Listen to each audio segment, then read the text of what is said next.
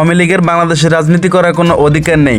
আওয়ামী লীগকে উদ্দেশ্য করে বিএনপির স্থায়ী কমিটির সদস্য মেজর অবসরপ্রাপ্ত হাফিজ উদ্দিন আহমেদ বলেছেন, যারা এই দেশের গণতন্ত্রকে নির্বাসনে পাঠিয়েছে, যারা দেশের রাজনৈতিক দলকে নিষিদ্ধ করেছে, যারা হেলিকপ্টার থেকে গুলি করে শিশু হত্যা করেছে, যারা রাজপথে সাধারণ মানুষকে গুলি করে খড়কুটোর মতো উড়িয়ে দিয়েছে, যাদের কারণে ভারতীয় সেনাবাহিনী বাংলাদেশে অবাধ বিচরণ করেছে, সেই আওয়ামী লীগের বাংলাদেশে রাজনীতি করার কোনো অধিকার নেই।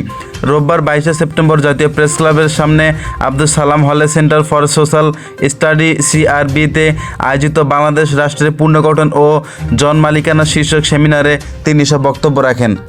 হাফিজ উদ্দিন আহমেদ বলেছেন, রাজনীতিবিদদের একটা বড় অংশ দুর্নীতিবাজ, এতে কোনো সন্দেহ নেই, কিন্তু কয়েকটা নির্বাচন হলে পরিলক্ষিত হয়ে যাবে, তারা চাকরির মতো দুর্বৃত্তরা বেরিয়ে যাবে, খাঁটি মানুষেরা সামনে উঠে আসবে, তাদের সুযোগ দেন। এই যে 3-4টি নির্বাচন করে গেল শেখ হাসিনা, এগুলো কি নির্বাচন হলো? এগুলোতে কি পেয়েছি আমরা? এভাবে জনগণের সঙ্গে প্রতারণা বিশ্বাসের কোনো সরকার করেনি।